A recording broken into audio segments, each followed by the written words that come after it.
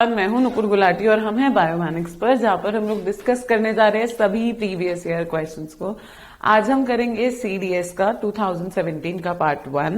हम लोग इससे पहले 1918 का ऑलरेडी कर चुके हैं डिस्कस। फिलहाल हम लोग 2017 का पार्ट 1 करने जा रहे हैं। पहला question, match list 1 with list 2 and select the correct answer using the code given below. List A से लिस्ट बी को मैच करना है, तो चलो एक एक करके देखते हैं। पहला, माइटोकॉन्ड्रिया। माइटोकॉन्ड्रिया क्या करता है? माइटोकॉन्ड्रिया को पावर हाउस कहते हैं। क्यों? क्योंकि ये एनर्जी बनाता है। एनर्जी किस फॉर्म में बनाता है? एटीपी की फॉर्म में। ये क्या करता है? एटीपी का गठन करता है, एटीपी की फॉर्म में बनाता है। एटीपी की फुल फॉर्म होती है that is adenosine try phosphate.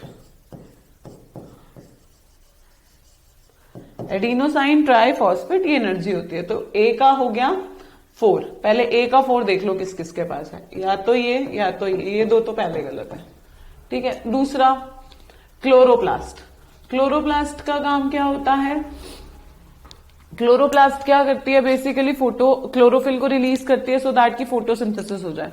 तो chloroplast is responsible for photosynthesis, यानी कि बी का हो गया 1। बी का हो गया 1, तो ये करेक्ट है, ये गलत है। बाकी हम वैसे चेक कर लेते हैं, इससे ज्यादा जानने की जरूरत नहीं पड़ेगी।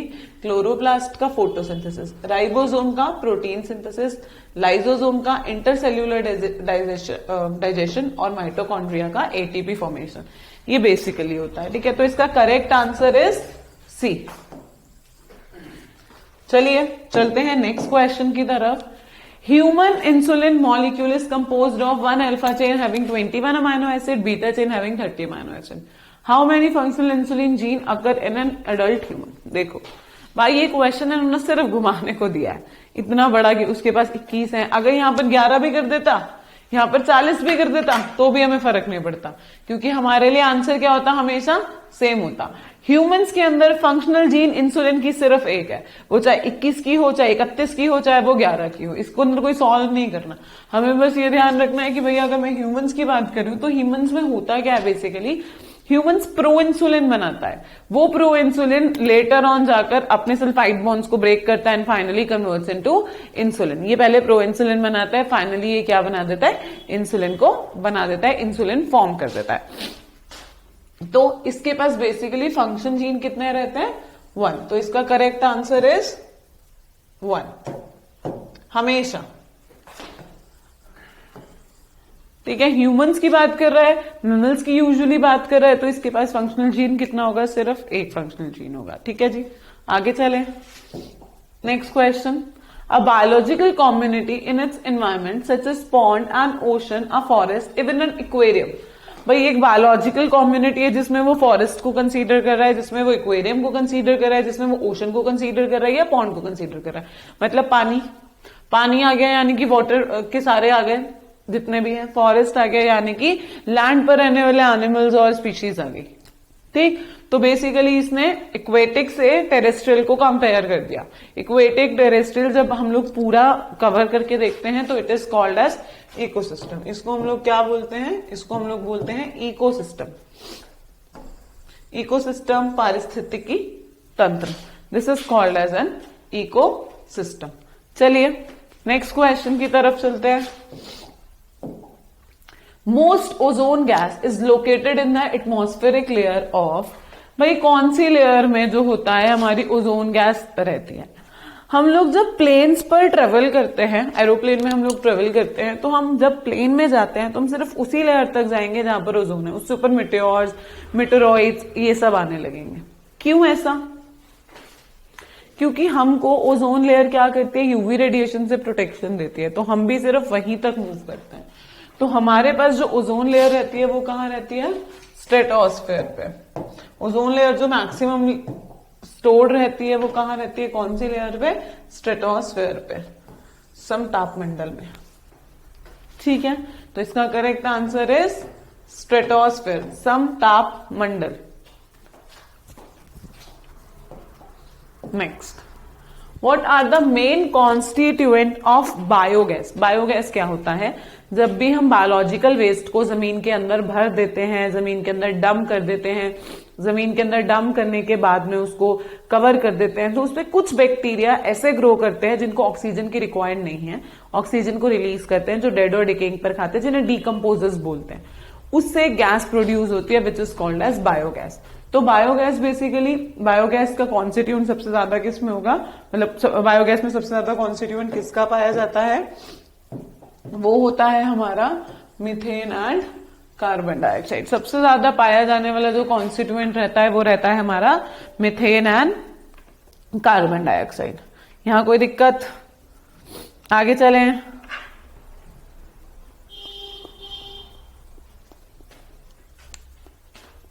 नेक्स्ट क्वेश्चन की तरफ चलते हैं। इसके अंदर एक चीज और देखते हैं। सबसे पहली जो लेयर होती है दैट इज ट्रोपोस्फेयर, सॉरी ये अर्थ है, अर्थ के ऊपर जो सबसे पहली लेयर होती है that is called as troposphere.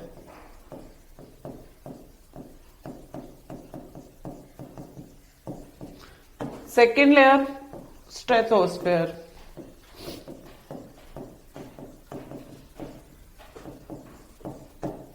उसके बाद होती है मेसोस्फेयर, उसके बाद होती है आयनोस्फेयर। सारी की सारी इस तरीके से मतलब अपने आप में लगी होती है। यहाँ पर मेसोस्फेयर होती है, यहाँ पे आयनोस्फेयर होती है, जिसे हम लोग थर्मोस्फेयर भी बोलते हैं, ये होती है। तो जो ट्रोपोस्फेयर की लेयर होती है ये सबसे नीचे वाली लेयर होती है। सबसे छोटी लेयर जो सबसे अर्थ के पास में रहती है वो हमारी ट्रोपोस्फेयर ही रहती है। ट्रोपोस्फेयर बहुत ज्यादा नीचे होती है, इसलिए यहाँ पर यूजुअली आप लोगों ने हेलोजन वाले बलून उड़ाए होंगे जिसमें गैस भरी होती है, आप छोड़ देते हो उड़ जाते हैं, वो सरफेस पे चले जाते हैं, वो बलून यहाँ तक जाते हैं, इस लेयर तक मतलब जा सकते हैं। अगर मैं बात करूं आगे प्लेन वगैरह, वो मैंने आपको बताया ही कि स्ट्रेटोस्फेयर में प्लेन वगैरह उड़ते हैं। मिटियोर्स हो गए या हमारी सैटेलाइट्स हो गई, वो यहाँ पर रहती है। अगर अर्थ के ऊपर है तो मिटियोर्स हो गए या हमारी सैटेलाइट हो गई, वो यहाँ पर रहती है। थर्मोस्फेयर नाम से पता कर पाओगे, थर्मो मतलब ये किसकी बात कर रहा है? ये बात कर रहा है टेम्परेचर की।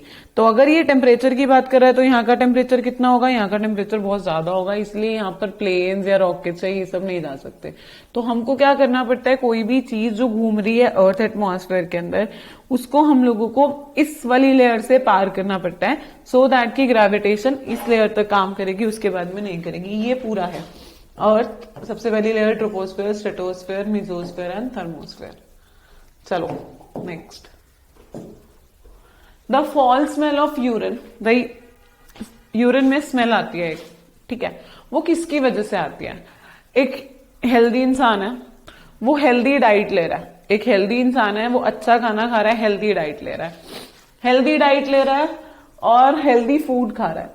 जब वो फ्लोर के ऊपर कभी भी जमीन पर अगर यूरिन फॉर्मेशन हो जाए, यूरिन गिर जाए, उसमें स्मेल आती है, फॉल स्मेल। वो किसकी वजह से आती है? वो फॉल स्मेल किसकी वजह से आती है? देखो, जब भी आप लोग प्रोटीन खाते हो, प्रोटीन का डाइजेशन करते हो, ये क्वेश्चन पहले भी आया है, थोड़ा सा घुमाकर, अब थोड़ा और घुमा दिया। प्रोटीन का डाइजेशन करते हो तो इससे एक बहुत ज्यादा हार्मफुल सब्सटेंस बनता है बॉडी में, अमोनिया। इसको बाहर निकालने के लिए हमको 1000 टाइम्स ऑफ डाइल्यूशन चाहिए। मतलब 1000 लीटर पानी में 1 ड्रॉप यूरिन का मिला करके मैं बाहर फेंक सकती हूँ, इतना डाइल्यूशन चाहिए। तो इस डाइल्यूशन के लिए हम लोग क्या करते हैं? इस डाइल्यूशन के लिए हमको इतना पानी पीना पड़ेगा। क्या हम लोग 1000 लीटर पानी पी सकते हैं? जो पानी 2025-26 में जाके खत्म होना है वो आज ही खत्म हो जाएगा, होगा ही नहीं पीने वाला पानी, हम पी भी नहीं सकते, बॉडी इतना अलाउ नहीं करती। हम चलेंगे कैसे, काम कैसे करेगी? तो इसीलिए हमारी बॉडी क्या करती है? इस अमोनिया को यूरिया में बदल देती है। जब ये अमोनिया यूरिया में बदला जाता है, ठीक है, या फिर जब ये अमोनिया यूरिया में बदला जाता है तो ये यूरिया, इसको हमारे को 6 से 7 लीटर पानी चाहिए होता है, जिस पानी को ये बाहर एक्सपेल्ड आउट कर देते हैं, बाहर निकाल देते हैं। हम 6-7 लीटर पानी आराम से पी लेते हैं, इसीलिए हम इसको कम टॉक्सिक सब्सटेंस में कन्वर्ट करते हैं, यूरिया में। अब जब हमने यूरिया में कन्वर्ट कर लिया, पानी के साथ मिक्स हुआ, बॉडी से बाहर निकल गया। जब ये जमीन पर आया तो जमीन पर आने के बाद में क्या होगा? जो पानी होगा, जो वाटर होगा, वो इवेपोरेट होगा। इवेपोरेट होगा मतलब क्या होगा, चला जाएगा, मतलब बाहर से। अब ऐसा नहीं है कि एक रूम पूरा क्लोज्ड है, सनलाइट नहीं है तो इवेपोरेशन नहीं होगा, वहां पर हीट प्रोड्यूस होगी बिकॉज ऑफ बल्ब लाइट, उसकी वजह से तो पानी इवेपोरेट हो जाएगा। उस समय इसके पास में क्या होगा, पानी की जो कॉन्सेंट्रेशन होगी, क्योंकि ये बाहर है, इसको कोई फर्क नहीं पड़ता कितना टॉक्सिक में कन्वर्ट हो जाए, तो जब ये बॉडी से बाहर निकलता है तो ये दोबारा से यूरिया से अमोनिया में कन्वर्ट हो जाता है। जमीन पे जब ये पड़ेगा ये दोबारा से कन्वर्जन दिखाएगा यूरिया से अमोनिया में। जब ये यूरिया से अमोनिया की कन्वर्जन दिखाएगा तब इसमें फॉल स्मेल आएगी हमेशा। इसीलिए जब वो जमीन पे पड़ा रहेगा तो वहां पे स्मेल आएगी। ठीक है, तो इसका करेक्ट आंसर ढूंढो इसमें से, यूरिया इनटू अमोनिया। अच्छा यहां पूरा नहीं लिखा, यूरिया में यूरिया से अमोनिया।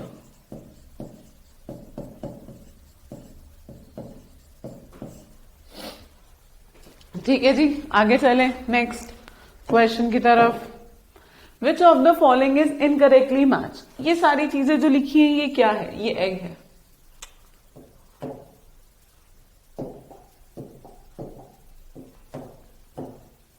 ये सारी चीजें जो लिखी हैं ये क्या है, दीज आर एग। ये क्या है, एग के टाइप्स हैं, माइक्रोलिथल, आइसोलेसिथल, मीजोलेसिथल, सेंट्रोलेसिथल, मीजोलेसिथल, मैक्रोलेसिथल, टीलोलेसिथल। क्या मतलब है, एग में दो पार्ट होते हैं, एक बाहर का पार्ट होता है वाइटलिन, बीच में एक येलो कलर का होता है जिसे यॉक बोलते हैं, सॉरी यॉक। अब ये यॉक कहां पे प्रेजेंट है, अकॉर्डिंगली जहां ये प्रेजेंट होगा उसके अकॉर्डिंगली इसको नाम दिया जाएगा। सेंट्रोलेसिथल नाम से पता लग रहा है, सेंट्रो मतलब सेंटर में कॉन्सेंट्रेटेड होगा, ठीक है। टीलोलेसिथल मतलब ये कोने पर होगा। अच्छा, मैक्रो मतलब बड़ा होगा, माइक्रो मतलब छोटा होगा। तो ये मैक्रोलेसिथल होता है, बड़ा होता है बर्ड्स में, और टीलो होता है, ये बिल्कुल सही है। बर्ड्स के अंदर एक साइड में होता है येलो, साइड में इन द सेंस कि यहां पर व्हाइट मेम्ब्रेन होती है, इधर पाया जाता है, बिल्कुल सही है ये। Human मीजोलेसिथल, centrolecithal. मीजोलेसिथल मतलब होगा इक्विवेलेंट, इक्वल पैचेस में, मतलब जितना व्हाइट कलर का एल्ब्यूमिन वाला पार्ट है उतना ही येलो वाला पार्ट है। ह्यूमंस का जो होता है वो मीजोलेसिथल नहीं होता, हम लोग के पास में यॉक कम होता है, और दूसरा हमारा आइसोलेसिथल होता है, बराबर बटा हुआ होता है पूरी जगह पर, क्योंकि हम लोग बाहर निकलने के बाद डेवलप नहीं करते, इसीलिए ये गलत है। गलत आंसर इज ये मानव, मीजोलेसिथल और सेंट्रोलेसिथल। हमारा सेंटर में नहीं होता, पहली चीज, पूरी जगह पर फैला होता है। आइसोलेसिथल होता है, माइक्रो होता है। आइसो मतलब सारी जगह पे बराबर बैठा होगा, होमोलेसिथल या आइसोलेसिथल बराबर होता है। तो बेसिकली तीन चीज हो गई। आइसोलेसिथल मतलब आइसोलेसिथल या होमोलेसिथल, जब पूरा यॉक येलो वाला पार्ट पूरे सेल में बराबर बटा हुआ होगा उसे आइसोलेसिथल या होमोलेसिथल बोलेंगे। दूसरी बात करते हैं, अगर हम लोग सेंट्रोलेसिथल की बात करें, यॉक बिल्कुल सेंटर में होगा। तीसरा हम बात करते हैं टीलोलेसिथल। टीलोलेसिथल मतलब कोने पर होगा, मतलब एल्ब्यूमिन का पार्ट बिल्कुल साइड की तरफ, पेरिफेरी की तरफ मूव किया होगा, दैट इज आपका टीलोलेसिथल। फिर आता है माइक्रोलेसिथल या मैक्रो। माइक्रोलेसिथल कम, मैक्रोलेसिथल बड़ा। मीजोलेसिथल मतलब पैचेस की फॉर्म में होगा, छोटा छोटा पैच होगा, ठीक है। तो ये टाइप्स होते हैं एग के। चलिए चलते हैं नेक्स्ट क्वेश्चन की तरफ। A child has single kidney since birth. The variation is, कई बारी क्या होता है, एक बच्चा एक ही किडनी लेकर पैदा हुआ, यूजुअली सबके पास दो किडनी होती है, भैया यहाँ एक ऐसा बच्चा पैदा हुआ जिसके पास सिंगल एक ही किडनी है। तो जिसके पास एक ही किडनी है उसको हम लोग कैसे डिफाइन करेंगे कि भैया इसके पास सिर्फ एक ही किडनी है, मतलब कौन सा वेरिएशन हो रहा है, कौन सा चेंज हो रहा है इसके अंदर। एक होता है हाइब्रिडाइजेशन, एक होता है नेगेटिव मेरिस्टिक, दूसरा होता है ब्लास्टोजेनिक सब्सटिनेटिव। हाइब्रिडाइजेशन क्या होता है, जब दो अलग अलग टाइप के सेल्स आपस में मिलकर एक तीसरा नया फॉर्म बना देंगे, उसे हाइब्रिडाइजेशन बोलते हैं। तो हाइब्रिडाइजेशन तो इसका, संकरण तो इसका गलत हो गया। नेगेटिव मेरिस्टिक क्या होता है भैया, हमारी बॉडी जब डेवलप करी थी बच्चे को, जब सेक्सुअल रिप्रोडक्शन हुआ बीच में, जब आपस में दोनों सेक्सुअली इन्वॉल्व हुए, तो सेक्सुअल रिप्रोडक्शन के अंदर जो सेल्स थे वो इक्वली डिवाइड नहीं हुए, चेंज आ गया, वेरिएशन आ गया जीन्स में, सेल्स में। जब वेरिएशन आया जीन्स में, सेल्स में, या किसी भी फॉर्म में वेरिएशन आ गया, तो वेरिएशन पॉजिटिव हुआ जब अच्छा कुछ कर दिया उसने, नेगेटिव हुआ जब उसने नेगेटिव मतलब गलत इंपैक्ट डाला बॉडी पे। तो anyways that is negative meristic. एक किडनी से प्रॉब्लम होता है इसलिए नेगेटिव मेरिस्टिक हो गया। ब्लास्टोजेनिक क्या होता है? ब्लास्टोजेनिक एक ऐसा होता है, मेरी बॉडी में चेंज आया दैट इज नॉन ट्रांसफरेबल। मैंने कुछ म्यूटेशन करा, मैंने कुछ बॉडी में म्यूटेशन कॉज कर लिया, ये म्यूटेशन सिर्फ मुझ तक ही रहेगा, ये म्यूटेशन आगे आगे प्रोजनी से प्रोजनी में ट्रांसफर नहीं होगा। इस तरीके का अगर म्यूटेशन हो रहा है तो इस तरीके के म्यूटेशन को हम लोग बोलते हैं ब्लास्टोजेनिक म्यूटेशन। सब्स्टिनेटिव क्या होता है? सब्स्टिनेटिव म्यूटेशन होता है जब जिसके अंदर सिंगल पेयर ऑफ जीन अपनी जगह से हट गया और ये इसने क्या करा, सेकंड जगह पे चला गया, पर इसके अंदर कभी भी मतलब एक जीन से प्रॉब्लम नहीं हुआ, बहुत सारी जीन से प्रॉब्लम हुआ। दूसरी चीज इसके अंदर, इसको पॉलीजेनिक भी बोलते हैं, इसके अंदर कभी भी एक ऑर्गन अफेक्टेड नहीं होगा, कंप्लीट गायब हो गया ऐसा नहीं होगा, बॉडी के डीएनए में प्रॉब्लम आएगी, दैट इज सब्स्टिनेटिव। तो ये 4 तरीके के म्यूटेशन होते हैं हमारे पास में, मतलब वेरिएशन होते हैं हमारे पास में। तो इसका correct answer is negative meristic. नकारात्मक मेरिस्टिक हुआ जिसकी वजह से बच्चे के पास में किडनी नहीं आई। Why is carbon monoxide is poisonous for men? Carbon monoxide gas silent killer कहलाती है। क्यों? क्योंकि नॉन इरिटेबल गैस होती है, इरिटेशन कॉज नहीं करती, जाएगी हीमोग्लोबिन के साथ रिएक्ट करेगी, ऑक्सी हीमोग्लोबिन बनाएगी, कार्बोक्सी हीमोग्लोबिन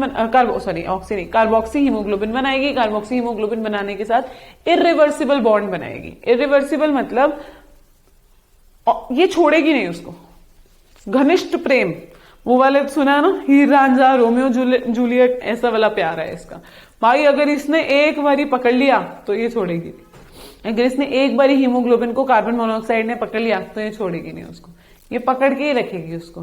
तो इसलिए क्या करती है, एक इरिवर्सिबल बॉन्ड बना देती है कि भाई छोड़ूंगी नहीं, देख ले एक ही बारी आना है, पकड़ लिया तो पकड़ लिया, मतलब ब्लड खराब हो जाएगा, मतलब ब्लड से कार्बन डाइऑक्साइड हम रिमूव नहीं कर सकते। दूसरा, ये इरिटेशन नहीं कॉज करती बॉडी में, इसके होने या ना होने से कोई दिक्कत नहीं आती बॉडी में, किसी भी प्रकार का कोई इरिटेशन नहीं होता, जिसकी वजह से, क्योंकि इरिटेशन होता ही नहीं है बॉडी में तो बॉडी को पता ही नहीं लगता कि कुछ चेंज हो रहा है। आप सो रहे हो, सोते सोते डेथ हो जाएगी, पता नहीं लग पाएगा कि कुछ हुआ है। इसीलिए इसको हम क्या बोलते हैं, साइलेंट किलर या इजी डेथ, यही है कार्बन मोनोऑक्साइड।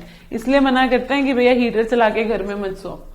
चलो भी हाँ, देखो carbon monoxide affects the nerves of the lung, affect the diaphragm and intercostal muscles. Carbon monoxide react with oxygen reducing percentage नहीं, hemoglobin combines with carbon monoxide and send off oxygen and product cannot be dissociate। मतलब ये अलग नहीं हो सकता, अगर ये एक बार चिपक गया तो इसको कोई अलग नहीं कर सकता, वो इंसान ही मरेगा फिर। अब ऐसा होना चाहिए, प्यार होना चाहिए तो भाई कोई अलग ना कर सके, मरेंगे तो अब साथ ही मरेंगे, जैसे वो थे ना लैला मजनू, भाई मरेंगे तो साथ ही मरेंगे, अलग कोई नहीं कर सकता जिंदा रहते हुए हमें। बस ये ऐसा प्यार है, बहुत प्यार मोहब्बत है इनकी आपस में। चलिए नेक्स्ट आंसर क्वेश्चन की तरफ। Duct of Bellini opens into, आप लोग बेलिनी है क्या, पहले तो ये समझो। एक किडनी ड्रॉ करती हूं, एक किडनी की बात करती हूं, ठीक है। किडनी में क्या होता है, यहां से यूरेटर आया, इस यूरेटर ने कोनिकल फॉर्म में कन्वर्ट किया, कोनिकल फॉर्म में ऑर्गन्स बनाए। अब ये हो गया मेजर कैलिक्स, ये हो गया माइनर कैलिक्स। यहां पर फाइबर्स बनते हैं, यहां पर फाइबर्स बनते हैं, this fibres are called as duct of Bellini, इसको हम बोलते हैं duct of Bellini. That is major calyx बड़ा है, इसके बीच में जो छोटी सी जगह है इसको माइनर कैलिक्स बोलेंगे। ये यूरेटर है। अब ये कहां जाएगी, यहां पर इसके आगे रीनल पैपिलाज होंगे, यहां पर होगी रीनल पैपिलाज, ये कहां चली जाएगी, छोटे छोटे रीनल पैपिलाज में चली जाएगी एंड फाइनली आगे जाकर ये मूव कर जाएगी। ये होता है किडनी का। यूरेटर्स, अब वो बोलता है कि डक्ट ऑफ बेलिनी यूरेटर में ओपन हो रही है, नहीं, duct of Bellini major calyx में ओपन हो रही है, तो हम यूरेटर नहीं लिख सकते। अब हम बात करते हैं renal papilla. Yes, duodenum digestion का पार्ट है, पाचन में काम आता है। पाचन के अंदर जो छोटी आंत में पाया जाता है इसको हम ड्यूडेनम को हम हिंदी में ग्रहणी भी बोलते हैं, पर आपके एग्जाम में ड्यूडेनम ही लिखा हुआ आएगा। ये डाइजेशन में होता है। डीसीटी ये नेफ्रॉन का पार्ट है, तो इसका correct answer is renal papilla. ठीक है, आगे चले। अगर रीनल पैपिला नहीं होता तो हाँ मेजर कैलिक्स नहीं है, हम लोग सीधा लिख देते यूरेटर्स में। अगर ये नहीं होता तो हम मार्क कर देते यूरेटर्स को कि भैया ये कहां जा रहा है, सीधा यूरेटर में एंटर कर जा रहा है। ऊपर से नेफ्रॉन ने यूरिन बनाया, यूरिन बनाकर डक्ट ऑफ बेलिनी को दिया, duct of Bellini major calyx में गई, मेजर कैलिक्स यूरेटर्स में चला गया।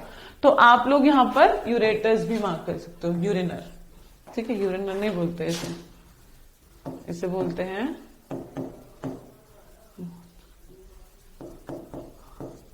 वाहिनी। ठीक है, तो चलिए चलते हैं नेक्स्ट क्वेश्चन की तरफ।